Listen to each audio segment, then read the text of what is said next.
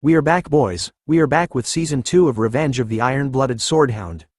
We begin this season on the day when people flock to the City of Water, Venecia.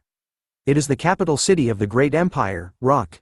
The day of Colosseo Academy's entrance ceremony, the world's most prestigious university where our boy, Vikir, will be attending. As usual, the first day is buzzing with the Academy's club recruitments. Freshmen and seniors of the school are all mixed together. The seniors are seen talking to every freshman that walked by their club stall, trying their best to recruit them. Even asking for a moment to fill surveys, and revealing that all they needed was to stamp their fingerprint and register their seals to join their recruitment form. The seniors were already feeling the heat as the freshman recruitment was more competitive than last year. Another senior reveals that the reason behind that was because of this year's freshmen for both the Fire Corps and Ice Corps, which were no joke at all. In this prestigious school, there are two classes in the academy. The first one being the Ice Corps, who are the members that specialize in swords, bows, spears and more. Whereas, the Fire Corps were the members who specialize in magic. Comment below which side you would join if you were a part of the school.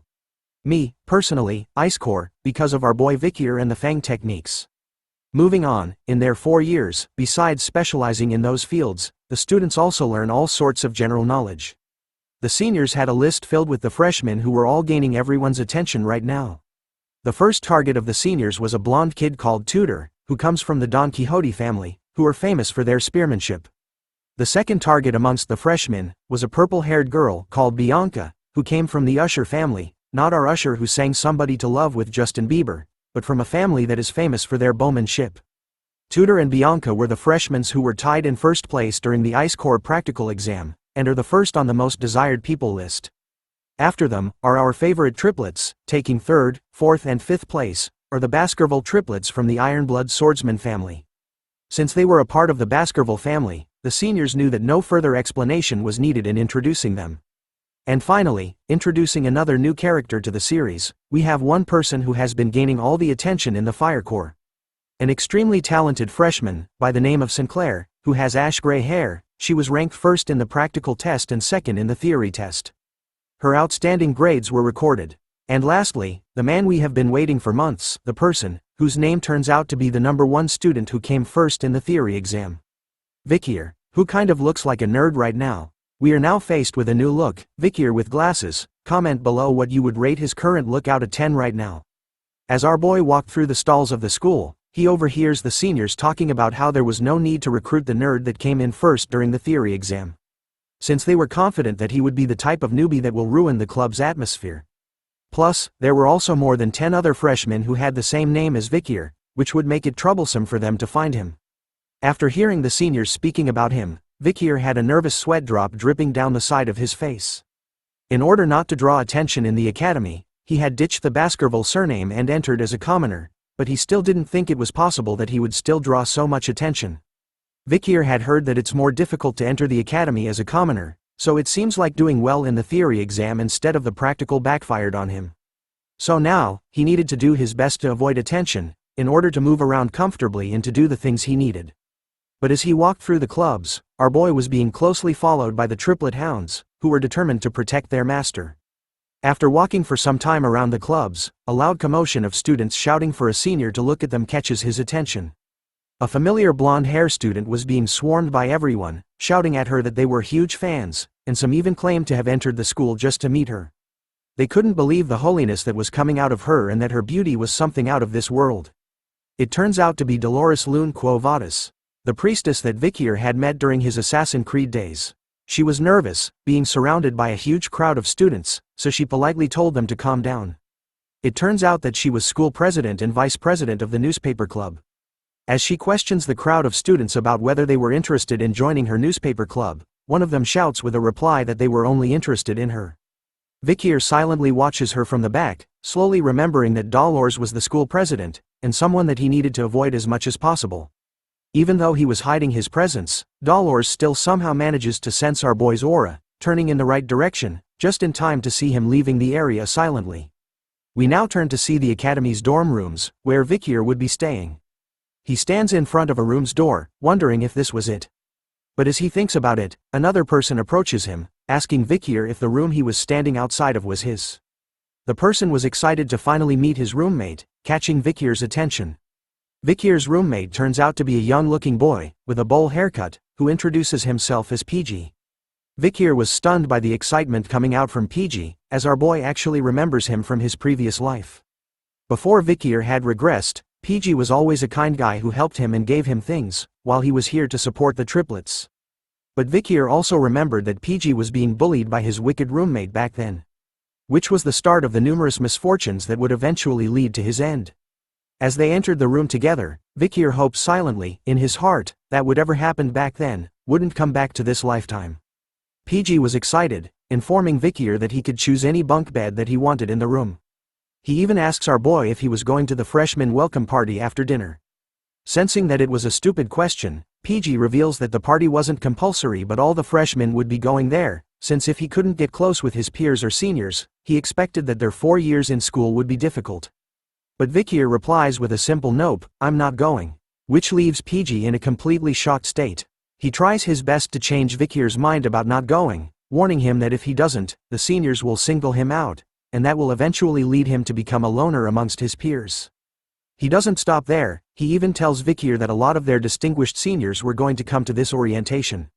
Even the Saintess Dolores was coming too. He also mentions their peers, Tudor, the eldest son of Don Quixote, and Bianca, the eldest daughter of the Usher family, which Vikir should have heard about. But that's not all, he even mentions that the Baskerville's triplets were coming, who were all talented. Along with, somebody called Soncho from the North Mercenary Guild, who rejected the top spot at Varangian to come to their school instead. He finally mentions Sinclair, the student who passed the exam with the highest score at the Magic Tower, and who also came in first for the Fire Corps. Vikir couldn't help but be overwhelmed by the sudden information bomb that came from PG. In his mind, he recalls that PG was also great at collecting and analyzing information in his previous life too. After bombarding Vikir with all the knowledge in his tiny head, PG hopes that it changes his decision about not going. But our boy was cold as ice, replying back with the same old answer, a simple nope. Bringing horror and shock to PG's face as he wonders why Vikir still wouldn't go, even after knowing about what would happen to him. But our boy doesn't care, turning around to leave and explaining that he just didn't want to go. He waves PG goodbye and tells him to have fun, leaving him stunned but impressed, as PG vowed to be as cool as Vikir one day. Deep within the night as the moon shines brightly, a familiar figure stood high above on the roof of a building, basking in the moonlight. Down below where he stood, a small hint of light could be seen in the alleyways between the buildings. A group of thugs were gathered around a barrel used for fire. The one sitting on the bench was arguing to his two companions, saying that he was relieved that he didn't have to hear those children whining anymore. He continues to complain to them, revealing that all their storerooms had been filled with children recently, making the other two wonder why all the children were coming to them and that a carriage had arrived at dawn and taken all of them. One of them heard that the children they had taken were all headed to an orphanage in Quo Vadis, but the thug sitting on the bench warns him to not say anything more, since curiosity kills the cat. As they were talking, another person approached them, with blades on his back. He orders them to stop chit-chatting amongst themselves and to stand guard properly, if they want to get properly paid for their useless existence. Ouch, talk about a mean boss. This man with slashes down his eyes and his tongue sticking out is called Ron Batison, nicknamed the Flesh Grinder. The thugs were obviously afraid of him as he walked past them. He continued to trash-talk them, literally calling them pieces of trash and telling them that they don't possess any fighting spirit. He knew that as a graduator, these pieces of trash, who were low-rank mercenaries, without an ounce of mana in their bodies, could never do anything against him. Ron continues to wonder to himself if there was anyone strong that he could slice up, but as he was talking to himself, a familiar voice asks him if his name was Ron Batison. Thinking that it was one of the low-ranked mercenaries who dares to speak his name with their weak lips, he immediately grabs onto his sword to give him a spanking. But upon turning around, he finds all three of them completely knocked out around the barrel of fire. The man started to feel afraid, as he didn't even hear a single sound from when they were knocked out. The voice continues to speak to him, revealing his full name to be Ron Humbert Batison. Recounting that 4 years ago, he had killed his neighboring family and used them as sacrifices, while contracting with a known demon. The voice continues to recall Ron's history. After sacrificing the family, he had joined the Northern Guild Association, and had gathered information to give to the demon he contracted with. As the final nail to the coffin, the voice reveals that Ron had extracted information from the Mankind Allied Forces. While he was on guard duty, he used a hand mirror and revealed the location of the platoon's camp. Even after hearing all the things he had done, Ron tells the voice to stop saying useless things and to show himself instead. Agreeing with his request, our boy finally makes his appearance in his Assassin's Creed outfit, right behind Ron. Revealing that because of Ron, the alley platoon was slaughtered. Finally sensing that someone was behind him, Ron didn't reply back, but simply swung his twin swords as hard as he could at where Vikir was standing. He thought he had felt the sensation of cutting something, which made him confused as it was too easy. It turns out to be true, because in the next moment, both of Ron's arms were sliced away from his shoulder in a second, before he could even respond to the attack. Vikir is already done with him as he returns Beelzebub back into his hand, after appearing behind Ron once again and slicing both of his arms instantly, leaving Ron on the ground, crying and screaming in pain over the loss of his arms. He starts to beg for mercy, telling Vikir that he didn't know about the Mankind Allied forces, which made him wonder why he was doing this to him. Our boy simply replies that Ron didn't know about it, because it hadn't happened yet. He holds Ron by his hair, and stares right into his soul, revealing that he knows that he had contracted with a demon, and wants the information on the contracted demon. But as soon as Ron starts to speak, telling Vikir about how he didn't know, the shape of his face starts to twist and bend, in an ugly way. The next thing Vikir knew, Ron's face had become all swollen and exploded into a bloody mess. Looking at the current state of Ron, Vikir noted that another one had died with their head exploding. He then takes out a notebook, with words written on the pages, some were covered in a black stroke line. With a bloody finger, Vikir crosses out another name with the blood, noting that Ron makes the third in the row. It turns out that the book our boy is holding is called The Blacklist. This was something that was created with the memories of his past life and with the help of Cindy's investigation. The Blacklist contains information about the demon worshippers who sided with the demons and betrayed mankind. Before the time of the fall, Vikir needed to kill them all. He recalled that the 3 demon worshippers he encountered so far had all died with their heads exploding before he could kill them. Thinking about it deeply, Vikir concluded that this was the demon's skill. Which means that the demon they contracted with was hiding within the capital. And that it was one of the 10 elite corpses who had done the contracting with the humans. As we continued into the night, the bell of a church started to ring. With each chime, the sounds of slashing were hidden. We turned to a random building in the town, where Vikir stood near the balcony. Behind him were endless amounts of bodies, each having a part of their body sliced off, their blood splattered everywhere, from the floors to the walls and to the ceilings. Absorbing Beelzebub back into his hand, Vikir wonders if the amount of demon worshippers he had slain so far had reached number 29. Based on everything so far, he concluded that they were either dead, or if they mentioned the demon they had a contract with, their heads would explode. Which makes it look like a condition of the demon contract. Crossing out the names in his blacklist with a pen this time, Vikir noted that he wasn't able to get any information about the elite corpse's location, which means that this was going to be a long and excruciating fight for him. In the end, he didn't expect to get anything on his first day. As the night continues, Vikir wonders if he should return to the academy right now. And so our boy leaps across the roofs of the town's buildings, eventually crossing over the walls of the academy. As he lands on the branch of a tree, he gazes into a well-lit room. Staring deep within, Vikir could see that the freshman welcome party was still ongoing. As he leaps down from the tree, and dusts the dirt off his pants, our boy wears his nerd disguise once again. Thinking that he should stop by at the party just in case. Inside the freshman welcome party, the students were happily talking to one another and eating the food from the buffet table. Even the triplets were enjoying themselves, chugging down huge cups of beer all at once, leaving everyone around them impressed. Dolores was once again surrounded by her fans, who screamed at her, proclaiming their love for her. Tudor was surrounded by the ladies while Bianca was pouring glasses of wine for her seniors as a sign of respect. Vikir stood alone in the back, analyzing the situation. He notices Tudor and Bianca in the party. He didn't know that they were in the same year as him. In his previous life, the great heroes who led mankind to victory with Karmas morgue during the time of the fall. One of them was the person who stood at the front line of the battlefield and took charge, from one of the 7 greatest families, the Azure Spearman family, Don Quixote's genius. Tudor La Mancha Don Quixote, the blonde playboy right now. And the archer who defeated countless demons, from one of the 7 greatest families, the mystical Archer family, Usher's genius, not Justin Bieber, but Bianca Faux Usher.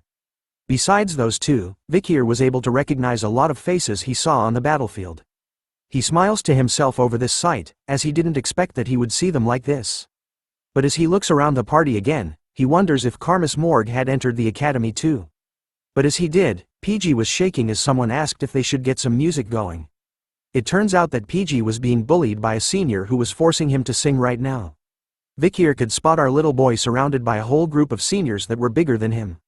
As he refused to sing, a female senior approaches him this time, bringing along a massive jug of alcohol and telling PG that if he doesn't want to sing, then he has to drink this entire cup in one go. Tears started to form around his eyes as PG questioned the senior about how he was going to drink all of it. But the seniors didn't care about what he was feeling, repeating to PG that he should just drink. Sensing that he couldn't back away from their request, after all, they were his seniors, our little man decided to do as they wanted. And begins to chug down the massive jug of alcohol they had brought for him in one go. As he continued to try his best to drink most of it, the seniors were laughing at him, and mocking PG by telling him that he was doing a good job. But before he could finish all of it, he threw up on the floor. Instead of helping him, the seniors continued to make fun of PG, calling him a crazy bastard for vomiting, which they found disgusting. As he tries his best to catch his breath, PG could hear the seniors making up a new nickname for him. They decided to call him the Vomit Pig. In his time of need, a hero appears. Our boy, Vikir, uses his own cape to cover the vomit that was on the floor, surprising the seniors. As they wondered who this nerdy boy was in front of them, Vikir looks over to PG, deep in thought. Thinking about him in his previous life, Vikir knew that PG had dropped out of school because he couldn't endure the bullying. Instead of graduating, he had become a low-ranked government official and lived a tough life while looking after his parents. The next time Vikir had met PG was when they were at the front line of the war, after the time of the fall had started. PG was one of the few people who had the balls to volunteer to go to the front lines. With his amazing strategy and information analysis, he had saved multiple lives.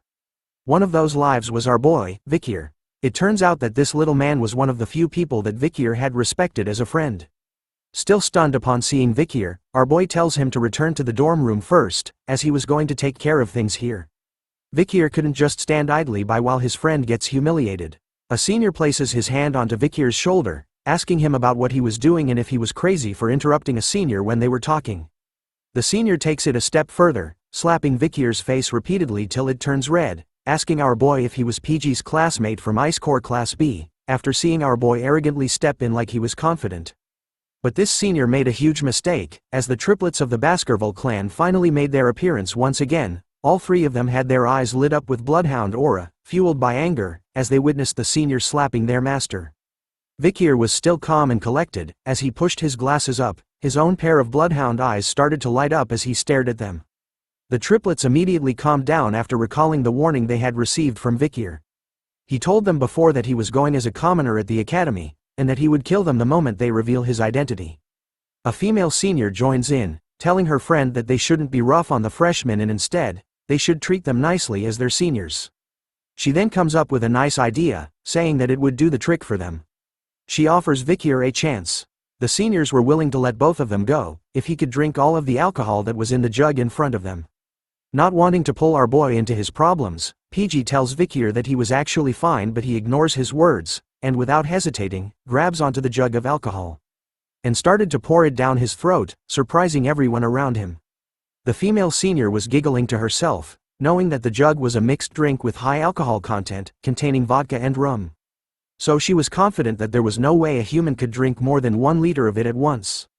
But she underestimates our boy, as he continues to chug down the drink without stopping, leaving the seniors all stunned and shocked.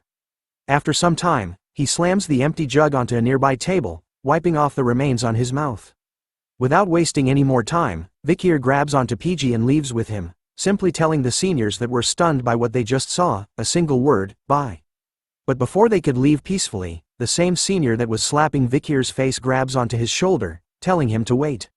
The moment he does, Tudor and Bianca were the first to experience a horrifying and powerful feeling crushing them. The aura that our boy had been hiding up to now. With an ice-cold stare, and his eyes lit up, Vikir looks at the senior, asking him if he wanted anything else. But the senior was too stunned to speak, shaking from head to toe as his mouth was left wide open. That's when Dolores makes her appearance, asking everyone present about why it was so chaotic over here. The seniors were quick to cover their tracks, telling her that a freshman had vomited and that they were going to take care of it. Dolores senses something was wrong, and warns them that they couldn't treat the freshmen cruelly as they needed to uphold the image of the academy. Seeing that she was taking care of things from here on, Vikir hurries away with PG in his arms. The triplets on the other hand were impressed by their master, after witnessing the things he had done, giving him 3 thumbs up and calling him cool. Tudor and Bianca were both staring in the same direction, and thinking that they were mistaken about what they felt earlier on. But another student with white hair stood between them, smiling to herself over and was impressed by something. Her eyes were sparkling as her face was filled with blush. It turns out to be Sinclair, the freshman who ranked first in the Ice Corps practical exam and ranked second in the theory exam. She watches closely as Vikir leaves the party with PG, thinking to herself that she had found someone nice. After the incident at the freshman welcome party, we come to the next day, where at the academy, the Ice and Fire Corps attend classes together. Through this method, a competitive structure is created for the confident elites. This increases focus among students and it is the academy's policy. The man who looks like Professor Snape from Harry Potter closes the book in his hand, which marks the end of his lecture on the culture of the barbarian tribe. This Snape wannabe is the combat theory professor known as Vincent Morgue, from the Morgue family. As he continues to talk to the students, he asks them a question, which causes most of them to avoid eye contact with him in order not to catch his attention. The professor states that with the basis of the discovered locations of the barbarian tribe, he wanted to ask if there was anyone in the classroom who would like to tell him about the barbarians' hypothesized location of their stronghold. Even Tudor, who belonged to the Ice Corps and was ranked first in the practical exam, had some trouble with the professor's question. He looks through his notes, thinking about the location of the clash between the barbarians and the Empire, which was at the South Region's front in Highland, 1, 8 and 75. But there were more places that he struggles to remember. Bianca, who is also a part of the Ice Corps and tied with Tudor in placing first in the practical exam, struggles with the question. Thinking about it deeply, she knew that the areas where the Empire and the Balak tribe clashed were all in low-altitude locations, and considering that it was a trough, she concluded that the barbarians' tribe's stronghold would be in a region with low altitude as well. But as the two people who ranked first in the practical exam struggled to come up with an answer, Sinclair bursts in, raising her hand high in the air while radiating a bright aura all around her, catching everyone's attention as she screams at the top of her lungs that she was going to answer. Sinclair belongs to the Fire Corps, is currently ranked first in their practical exam, and ranked second in the theory exam.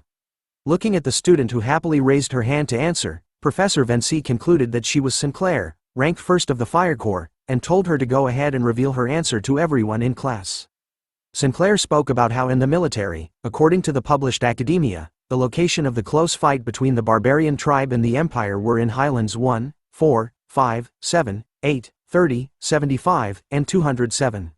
She also spoke about how excluding the 8th Highland, which is on a high mountain peak, all of the areas were in troughs. With all that information, as she continued on with her answer, Vikir was spotted, sitting one row behind her. But his eyes were closed as PG stared at him. Instead of sleeping, Vikir was deep in thought. Going through his mind were the events of last night.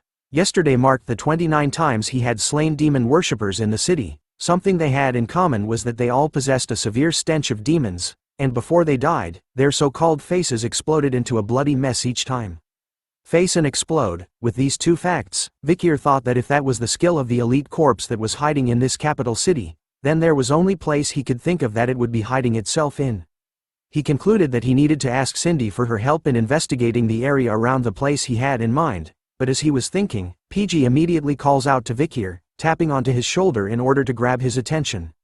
Upon opening his eyes, our boy could see that everyone in the class had their eyes focused on him. Professor Snape was furious, stating that the Ice Corps weren't as good as the Fire Corps, as he couldn't believe that there was a student who would dare sleep in the first class of the semester. Flexing his glasses, Vikir responds back to the professor, telling him that he wasn't sleeping. His reply shocked PG. Upset over our boy's arrogant reply, the professor grew even more furious, asking Vikir to reveal his name to him. After knowing his name, the professor stated that everyone in the class saw that his eyes were closed. But our boy was quick with his reply, telling the professor that his eyes were closed, but it didn't mean that he was sleeping. Hearing that kind of reply, the professor eats a humble pie and tells Vikir that he was mistaken. Our boy said it was understandable, making the professor even more furious as he wondered what kind of psycho had entered the academy this time. Failing to break Vikir over his responses, the professor decides to move on. He tells the class that because of the answer that Fire Corps rank 1, Sinclair gave, the Fire Corps have gained 1 point out of 10 for behavior points. The professor then suggested something to Vikir, telling him that if he could answer his question, he was going to give him and the Ice Corps the points. However, the professor warns Vikir that if he answers the question wrongly, he was going to give the entire Ice Corps students negative points instead. Our boy simply shouted back that his suggestion was unfair, but the professor didn't care anymore and presented the question. He wanted to know the location of the Empire's military and where the Baloch fought. With that location, he wanted Vikir to tell him where the Baloch tribe's stronghold is. Sinclair was stunned by the professor's sudden question. She knew that compared to other tribes, information on the Balochs was hard to come by, making the question extremely difficult. Bianca, on the other hand, was pissed off at Vikir's arrogant attitude towards the professor, calling him an idiot in his mind, as she believes that everyone in the Ice Corps was going to be at a loss because he couldn't answer the question. Taking the question in mind, Vikir thought about for a while, a memory of the Baloch tribe, dancing around a campfire while smiling and having meat in their hands came into his mind. He remembers his barbarian family along with the precious memories he had made with them. Just the thought of them makes our boy smile. And so, he calmly answers back to the professor, revealing the location of the fight between the Balochs and the Empire. He spams everyone with accurate information and a strong possible location of the Balochs' stronghold. His answer was enough to stun everyone who heard it in the classroom. After ending his answer, Vikir knew that after the Alman incident, the Balochs had actually shifted their stronghold, so telling the class about their old place was no big deal. But his answer was still considered incredible, as PG was left stunned with his mouth wide open upon hearing it.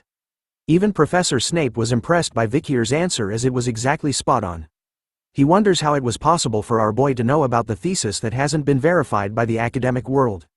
But as he continues to think about Vikir's answer, the professor soon recalls that a student with the same name had recently placed first in the theory exam.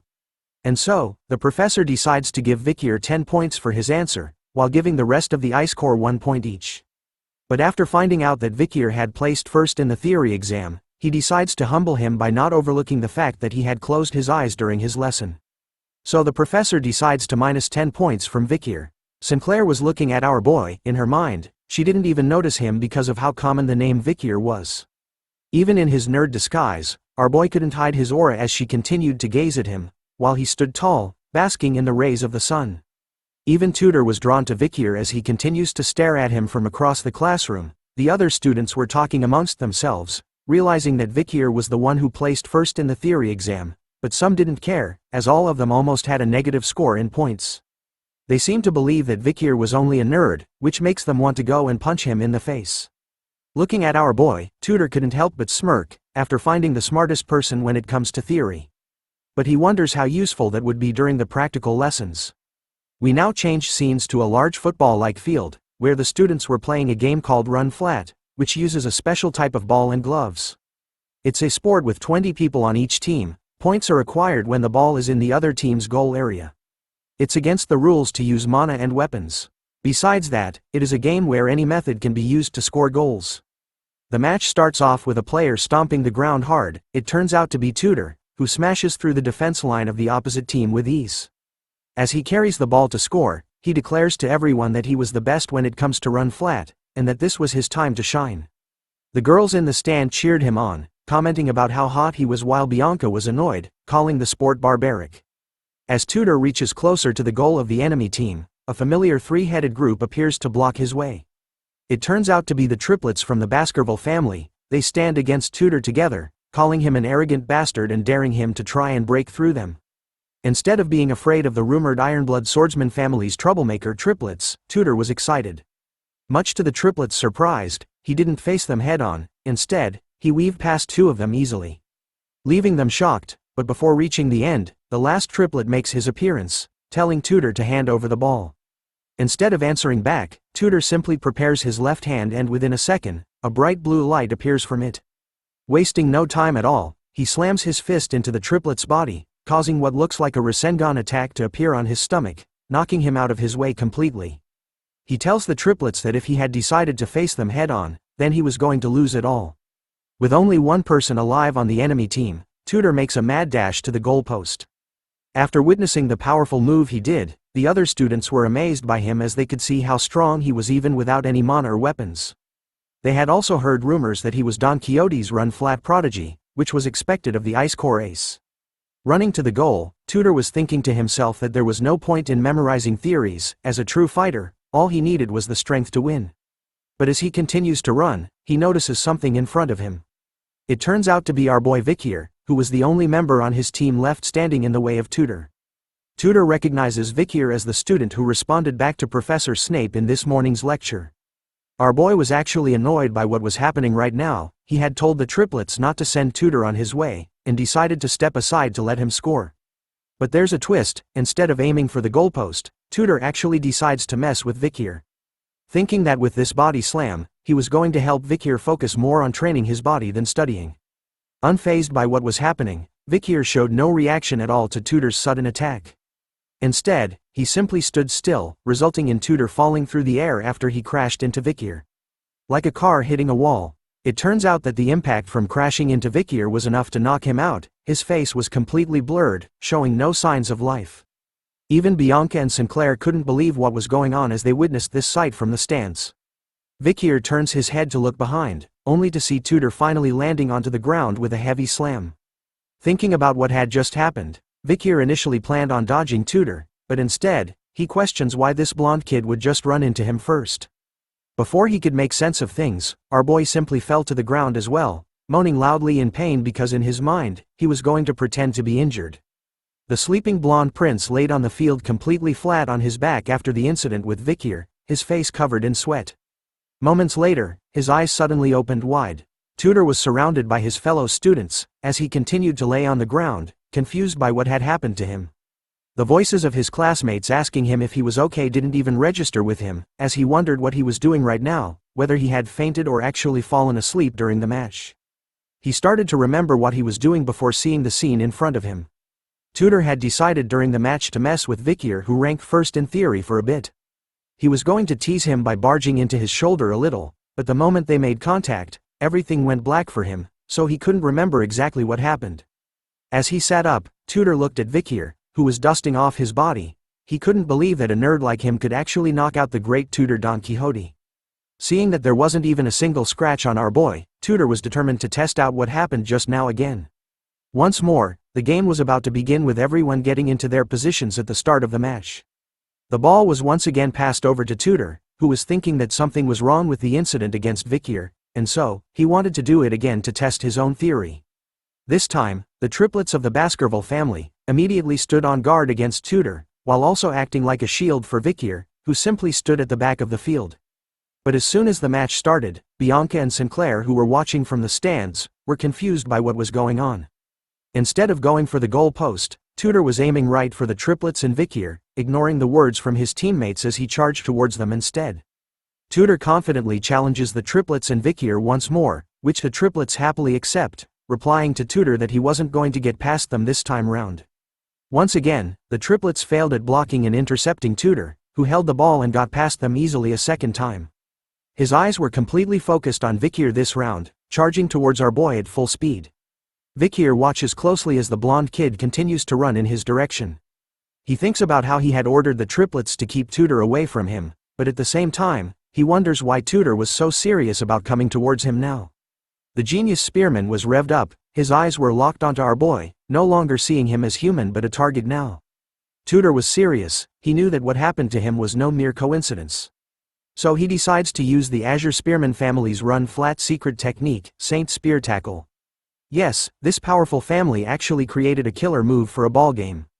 An avatar of a knight with a powerful lance was summoned behind Tudor as his eyes turned completely blue, determined to smash into Vikir and send him flying in the air this time. Even though such a powerful force was coming straight to his face, Vikir was actually pretty calm, pretty demure. His glasses were showing no signs of fear at all. Soon enough, we cut to black once again. In the next moment, the same gray-hair-scarred face student appears above Tudor, asking him if he was awake again. The blonde prince once again wakes up in his usual T-pose, completely wasted on the ground again. He immediately sat upright, questioning how it was possible for him to faint once more, but as he struggles to understand what was happening, the muscular guy beside him tells him to calm down. He reveals to Tudor that after he used his family's technique, which was hitting Vikir with a high-speed tackle, it simply resulted in him being bounced off our boy at that same high speed. Ladies and gentlemen, we have our next challenger. As the student who woke up Tudor tightens the headband on his head, he tells Tudor that he understands why he was so focused on Vikir, as our boy was clearly hiding something from them. This time, Soncho, the muscular student, was going to go against our boy. With the sun shining brightly on him, he heads over to the match. Telling Tudor that as a man and a friend, he couldn't just watch and do nothing after seeing him get beaten twice by Vikir. This is the transfer student who came from the Mercenary Guild Association in the north, Soncho Barataria. Due to his overwhelming physique, he is not considered eligible for his age group in his league, so he decided not to play run flat. Basically, this guy was too overpowered to play a ball game. But because of Vikir, he changes his mind. As he held onto the ball, Soncho talked about how in the frozen land of the north, newborns of the elderly who are on the verge of death, fight desperately. It means they're all warriors. It's round 3 for the triplets this time as they faced off against the giant. Determined and hyper-focused, the triplets weren't letting anyone pass them this round. Third time's the charm, right? Well, not in this world, because in the next second, instead of dodging and weaving past the triplets like Tudor did twice, Soncho just decides to do the wrestling move and clothesline all 3 of the hounds together. Soncho easily slams and flings the triplets into the air, pushing and making them fly away from Vikir, who simply stood his ground.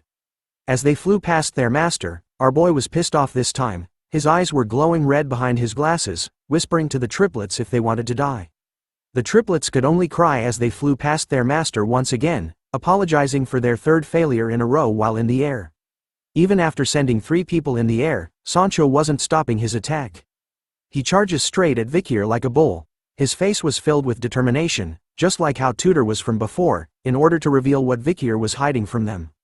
Our boy, on the other hand, was still emotionless even before a giant that was rampaging towards him. Just inches away from him this time, Soncho readies himself, telling Vikir that he was going to see if he could endure his full power this time.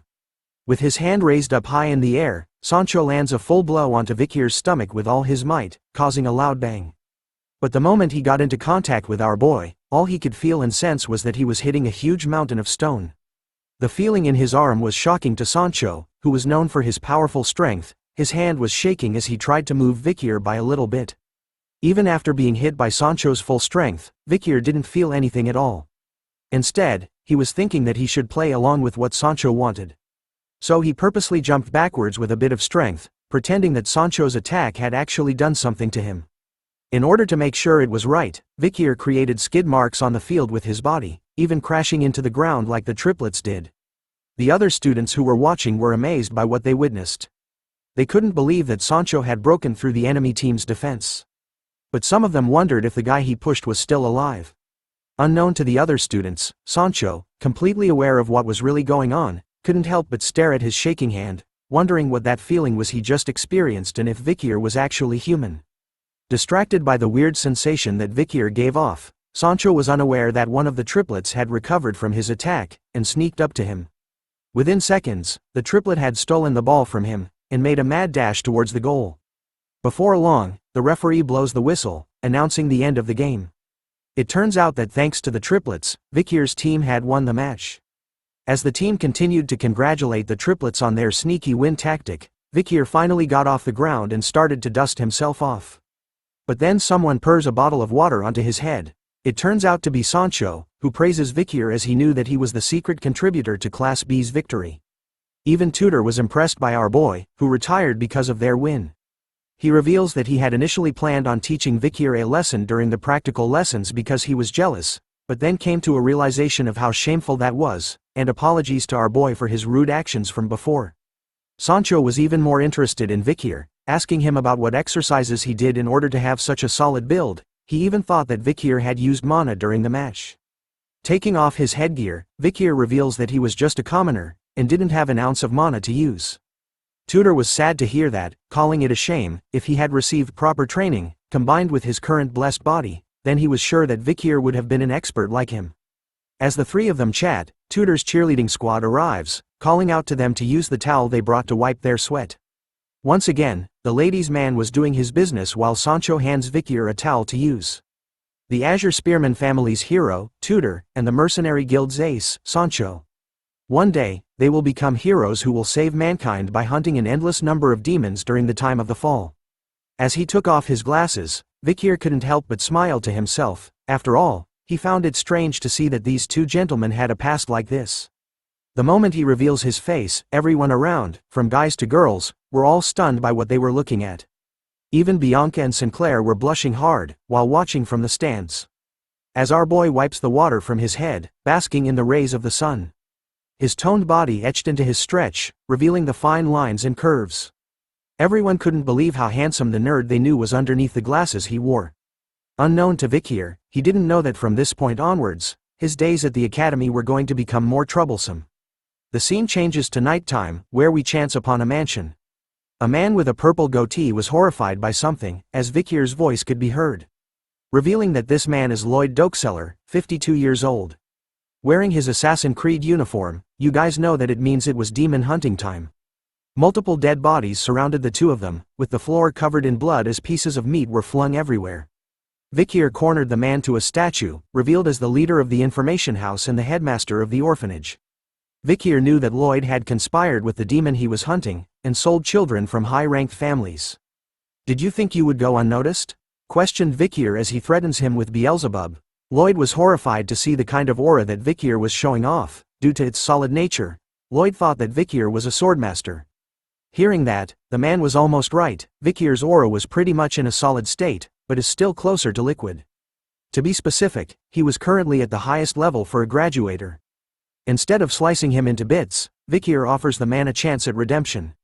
Telling him to work with him in order to catch the demon, and if he does, Vikir was willing to compensate him accordingly.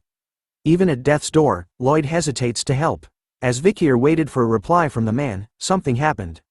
A huge piece of a building was flung in the air right above them. It soon crashes and destroys the very place they were at. Vikir was quick to dodge the impact of the building, and immediately looked up to see a shadowy figure, lighted by the moonlight, standing on the remains of the building that was thrown at them. A nasty green aura started to float around our boy. It turns out that this was the overwhelming energy that he had sensed from afar. Looking at the strange figure who wore a mask, while wielding a hammer made out of human faces. Vikir questions him, "Are you the elite corpse?" Even after being asked a question, the mysterious figure didn't say a single word to Vikir. Instead, he simply leapt off the rickety and broken building where he stood. Soaring across the sky, the figure raised his massive hammer, forged out of human face skin. He swiftly swung it down hard towards Vikir, who easily dodged it by moving to the side, but not before the forceful impact of the hammer obliterated the place he was at before. The figure, seeing that its first attack failed to kill our boy, quickly switched his stance on the way he handled his hammer. He grabbed it nearer to the head this time and went into a ferocious close swing at Vikir, who once again dodged by bending it backwards like Beckham. Now face to face with the disgusting hammer by a few inches, Vikir noticed that the figure was adopting a strange battle stance. With a twist at the handle of the hammer, the figure lunged it straight towards Vikir's head, almost decapitating him completely. But all the attacks couldn't land on our boy, as he simply bounced effortlessly away from him this time.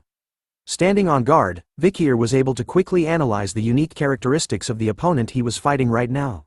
He could sense the aura of a high-ranked graduator emanating from it and noticed that the figure uses the religiously holy Quo Vadis bludgeoning technique that was seen just moments ago.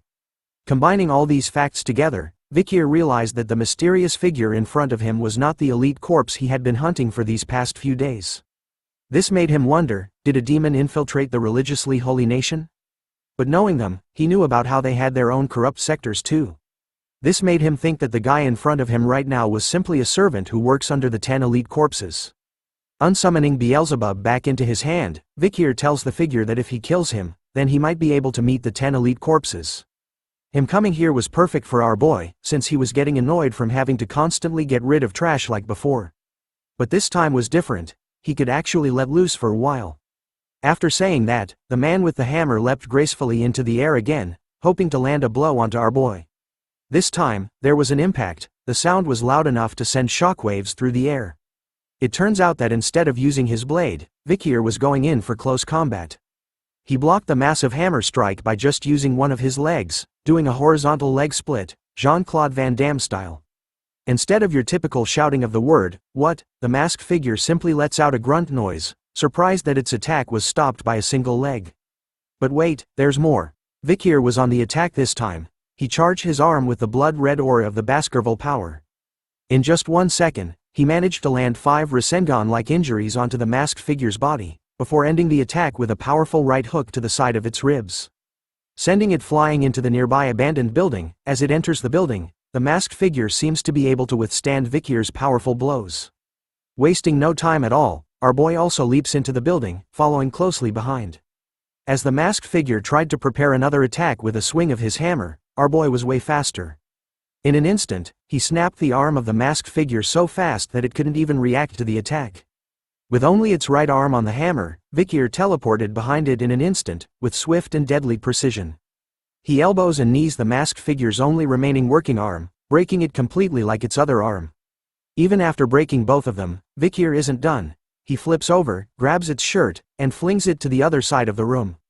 It turns out that his final throw had meaning behind it, as the masked figure was impaled by a sharp iron pipe that was hidden in the building's walls. The only sound it could make was some grunting noises as Vikir slowly walked over to its side. Looking closer at its exposed chest, he could see huge scar marks all over and the word, Afibo, imprinted on its skin, which makes him think that that was its name. Seeing that Afibo could no longer escape, Vikir starts to question him, asking him about his master and the person responsible for making him this way. But no human words came out from his mouth, only the sounds of groaning. Hearing him struggle to answer, Vikir could sense that the person who made him this way might have been controlling what he could say. Reaching out to the steel rod that impaled Afibo, Vikir lets him know that interrogation can also come in other forms, besides words. Twisting the steel rod, Vikir tells Afibo while causing him even more pain that he was going to slice his body into smaller pieces, along with his intestines, bone structures, and injuries. All the information he needed was in the freshness of the blood in his veins and the concentration of his mana. Those things would tell Vikir a lot of things. And so, as the night goes on, in this beautiful moonlight, Vikir tells Afibo that the interrogation of his life was about to begin.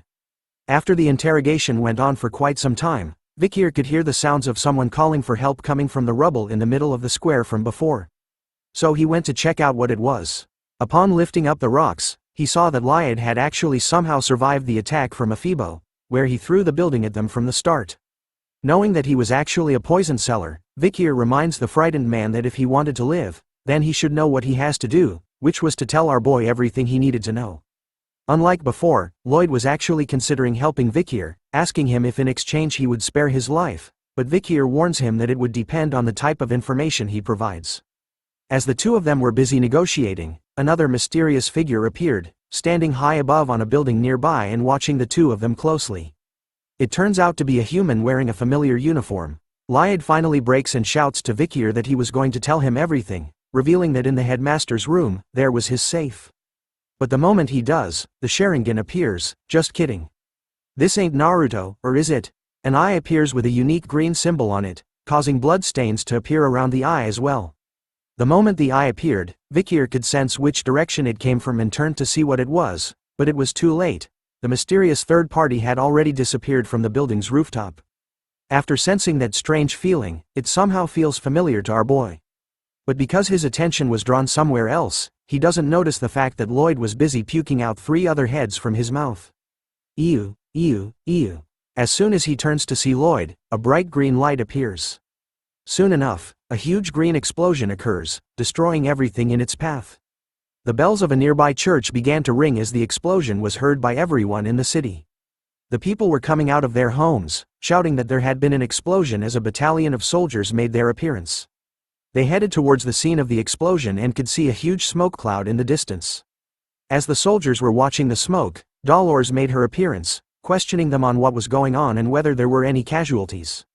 One of the soldiers reports to her that they were still investigating the remnants of the explosion, but the issue is that there was almost no evidence due to the explosion from earlier on. In the aftermath of the explosion, the place where Vikir was is now covered by multiple people along with a huge crater in the middle of it. Dolores was meticulously exploring the area as well, seeing the explosion which can be seen as normal, the traces of the fight which were imparted on the orphanage building.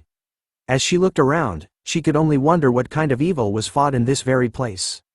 As she continues to look around for clues, she notices something on the floor. It was a piece of our boy's mask.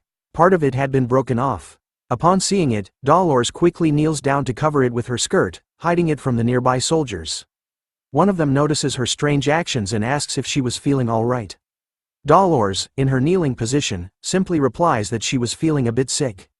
Continuing to cover Vikir's mask as the soldier reveals that there were no casualties and that she shouldn't push herself, Dolores was in a panic mode.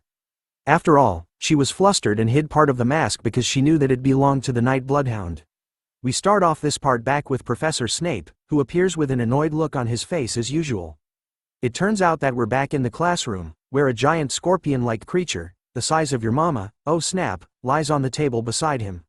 It turns out that the professor was finding out which student was responsible for writing a specific report that he was sent, and discovers it to be his least favorite student, our boy, Vikir. The report was apparently about the scorpion-like creature that laid dead on the table in the classroom. In the report, it was written that Vikir had written about how Venopians, the name of the creature, has an undiscovered second venomous fangs. This kind of information seemed like a false report to the professor, who regarded it as a joke with fake information, so he was going to deduct 10 points from everyone in the Ice Corps. As part of a punishment to the one who held the theory rank 1, Vikir. Hearing about this, our boy couldn't help but panicked a bit as he realized that he actually made a mistake. It turns out that the information he had written in the report hasn't been discovered in the period he was in right now. Anyways, the professor was quick. He grabs onto a scalpel and proceeds over to the Venopion, eager to cut it open to confirm if there really was a second venomous fang hidden in its abdominal exoskeleton, as written by Vikir in his report. If nothing came out of it, the entire Ice Corps was going to have their points deducted and Vikir would end up humiliated. Taking the sharp scalpel that glimmers in the light, the professor points it exactly in the center of the Venopion body. With just the tip, he makes a small incision, causing blood to flow out of it. The moment the scalpel made the cut, something quick and sharp shot out of the Venopion's body, right towards the professor's head, giving him a headshot. All the students in the classroom were shocked by what happened in that brief moment. None of them could have predicted this happening. For some reason, the sharp needle, covered in a purple-like poison liquid, stopped just barely inches away from the professor's face, who was feeling terrified. He loses his dignity as he falls to the ground, screaming like a little girl over the fact that he almost died. It turns out that Vikir had saved his life by using his book as a shield, blocking the second poisonous fang that he had written about in his report from reaching the professor's face. With a calm look on his face, Vikir questions the professor if he had enough proof right now to validate his report. The professor was busy processing all the information in his head. He couldn't believe that there really was a second venomous fang. He also couldn't believe that a student saw a Venopion and made a big discovery that could solve the cases of the mysterious deaths that had been happening for some time now. In order to regain his dignity, the professor decides to give all the members of the Ice Corps one additional point. He even tells Vikri to come visit him in his research lab after class, in order to provide a more detailed explanation about his report. Hearing that there was no punishment, Vikir agrees to the professor's request. As he headed back to his seat at the back of the classroom, the students around him started to talk about Vikir, calling him amazing for knowing about the second venomous fang. His actions today started to change their minds about how they used to think that sports was the only cool thing in school, but now, thanks to Vikir, being smart was slowly becoming cool. But other students chime in during the discussion, recalling that Vikir was also good at sports. After all, he went against Tudor and Soncho during the match from the other time. Finally reaching his seat, PG tells him that he had done a good job, while the students realized the most important thing about our boy. Which is the fact that behind the nerdy glasses, he was actually hiding his amazing-looking face and glowing hair. Ignoring the noise from his classmates, Vikir began to close his eyes once again, recalling the massive explosion from yesterday night, when he was out hunting the demons at the orphanage. He actually did take on massive damage. The explosion was strong enough to burn off his skin on his body, arms and face, revealing his raw muscles underneath. He even had his hand completely blown off. But luckily, thanks to his skills, he was able to recover from the damages almost instantly. But it still hurts like a ton. Right after the explosion, Afibo had hidden his tracks. The only thing Vikir had gotten out of that interaction was the ledger in the headmaster's safe. The ledge had the location of the children who were used as food for the demons. Vikir could see that as the locations had no connections, he can't completely negate the possibility of more than one elite corpse in the capital. But more importantly was the mysterious shadowy figure he saw in passing yesterday, the one acting cool by standing alone on top of a nearby building from where he was. Vikir had seen him smiling from ear to ear, even wearing the same school uniform as he did. Which made our boy realize a very crucial clue, that amongst his fellow classmates in this room, there might be one of the 10 elites in the academy. Comment below if you think that one of the 10 elites is one of the new characters that have been introduced to us in this new season. Moving on from the demons, in the academy, there is a famous newspaper that exists within the capital. This newspaper's influence is immense, and every day the newspaper is released, it sells out rapidly. This is all thanks to the academy's newspaper club called Lucian, And the glorious president in charge of this excellent club is someone we are all familiar with, hint. She has blonde hair and a wing-like head accessory. Yes, it turns out to be third-year Academy student president of Lucian, Dolores Lune Quo Vadis, who is excitedly welcoming the new members of her club. She knew that if they applied to Lucian, which is rumored to be difficult to enter, means that they were persistent to a certain level. So she excitedly orders for their introductions to begin. The first new member turns out to be first-year Academy student, Tudor La Mancha Don Quixote, who tells everyone that he wishes to become an elite in both his class and in the club. The second new member turns out to be first-year Academy student, Soncho Barataria, who tells everyone that he hates how people think he was just a big dumb brute, so he entered the club to become an intellectual. The third new member is first-year Academy student, Sinclair, who tells everyone that money and information usually come hand in hand when it comes to power, but she ensures them that she entered the club because she thinks that information is more important.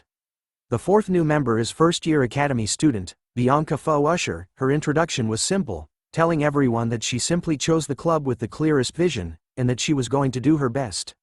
The fifth member is our boy's boy, first-year Academy student, PG, who stutters in his introduction, but nonetheless, he shouts out loud that he enjoys gathering and analyzing information, which made him think that the newspaper club was the best fit for him. The last member to join is our boy, first-year Academy student, Vikir, who lacks excitement in his introduction, simply tells everyone that it was a school rule that everyone must join a club, so he simply followed PG. But in truth, he had a secret agenda. Lucian, the famous newspaper club of the Academy, was a place where he could easily obtain information. But that there was a catch. The Saintess is here with him, making things slightly uncomfortable. After his introduction, Dolores singles him out of everyone, telling Vikir that he couldn't be a Lucian report with that half-assed attitude he showed, but as she scolds him, the member behind her notices something. She quickly brings out a newspaper article and shoves Dolores out of the way.